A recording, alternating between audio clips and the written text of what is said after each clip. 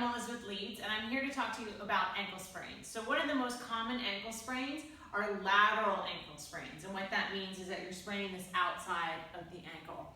And as talked about in the blog, you want to do elevation and rest and ice, and as you progress in your rehab and you go into some more progressive exercises, one of the things we talked about was your foot position. So I'm going to show you, it's very subtle, and you can also look online for more information and pictures as well. One thing that a lot of people do when they start to rehabilitate the foot and the ankle is they do something called like scrunches, like toe crunches, where you're crunching up your toes and crunching up your toes. We used to do a lot of that in rehab. That's okay, but that's working more the bigger muscles of the foot. There's something called a yanda, J-A-N-D-A, short foot, that I learned in a course, and it's really helpful for working the deeper muscles of the foot. So if my foot is flat like so, I'm going to mimic with my hands. I'm just gliding my toes back, and that's creating an arch or a lift in the foot. So taking that consideration, I'm starting on a lower incline level here. You can start to progress as you're progressing and you're strengthening as you go into squats. So you're trying to think about sliding your toes back, keeping that lift as you're squatting. And as mentioned in the blog, you can have TheraBand around the legs. You can also change the surface to which you are pressing through by adding a pad on top, like it's something called an Eric's pad or a pillow or sometimes a disc that's spongy, to try to get that foot to work a little bit more dynamically and be challenged. So anything from squatting both legs to one leg, and have now the intention of what is my foot doing and what does that alignment of my arch feel like? Am I collapsing or not? So moving on from squats, you can come up into something called a sprinter start. Now, we can take off the base like so. I'm just going to move it to the side. Now, if you prefer to have a little bit more stability, you would put your foot up against your base. The ball of the foot would be there, and you're more in what's called a tripod-like position. Align your body, and you can press. Just like so. You can add a little bit of a jump, but note that you're going onto a very small surface with that.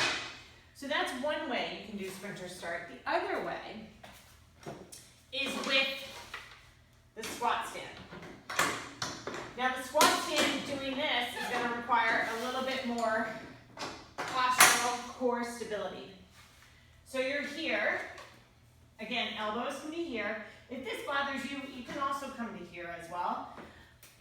Typically, I have people look at what their foot's doing. You're pressing more through the ball of your foot, and then you're pressing out, trying to keep that alignment and back in. As you're pressing, you're still trying to think about the trunk. You're trying not to lean the hips. You're trying to think about the core staying engaged. And look at your foot to start, and then you can add a reach. Now, if you're weak in the glutes and the buttocks muscle, when you reach, you want to lift up and back a little bit. When there's weakness, and I've seen this with clients and patients, is your foot goes down and it almost slips. So I want you to avoid that, of course, and that means that you want to feel like the leg is lifting as you press. Now to take it up a notch, you can also lift the leg that is on the glide board. Now remember, no jumping with this. And now you just added a lot more challenge in that postural core stability and through the leg. So that's sprinter start. Moving on from here are lunges. Now I'm going to take off the base again. Move this out of the way. And I'm going to bring my incline level in the lower 1/3 area. Now, we probably have done lunges before. Remember, the lower the incline, it's more like you're on ice, so that's a stability factor. If you're trying to keep more of an alignment of the trunk, and you're at home and you're at a lower incline level, but it's almost too slippery, you can place like a weighted bag. You can place a weight, as long as it's not a rolling weight. I have weights that are square so they can sit on the board. You can, in other words, weight down the board. So, some things with lunges. When you're doing a lunge facing away from the tower, again, you're thinking about that foot position. You're thinking, are you scrunching? Are you rolling in? And then as you're lunging, you're getting a lot of balance challenges here.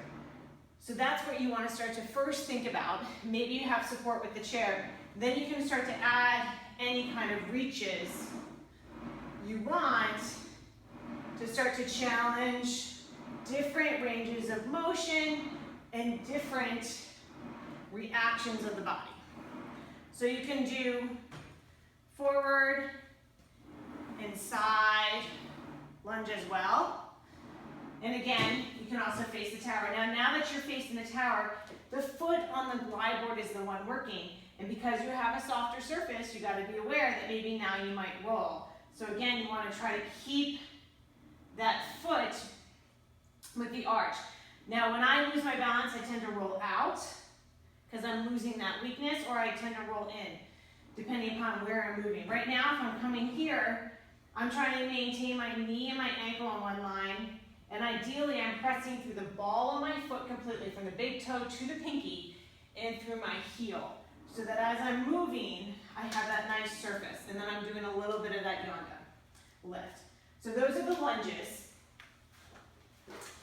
And it's not that these exercises are anything different than what maybe you have done. It's more, as I say, it's the intention to which you put forth behind the exercises. And lastly, when I work with ankle sprains, I really do work head to toe with people. And one of the things we work with is just full body stretching. And so getting the body to lengthen out, and people love leg pulleys, as do I.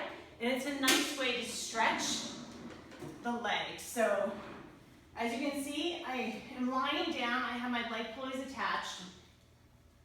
My feet are what I call on home base, which is either on the squat stand or at the base, at the lower part. My harness goes in, my other foot goes in, and then you can do anything from just hinging to feel how that feels. You can do a nice hamstring stretch here.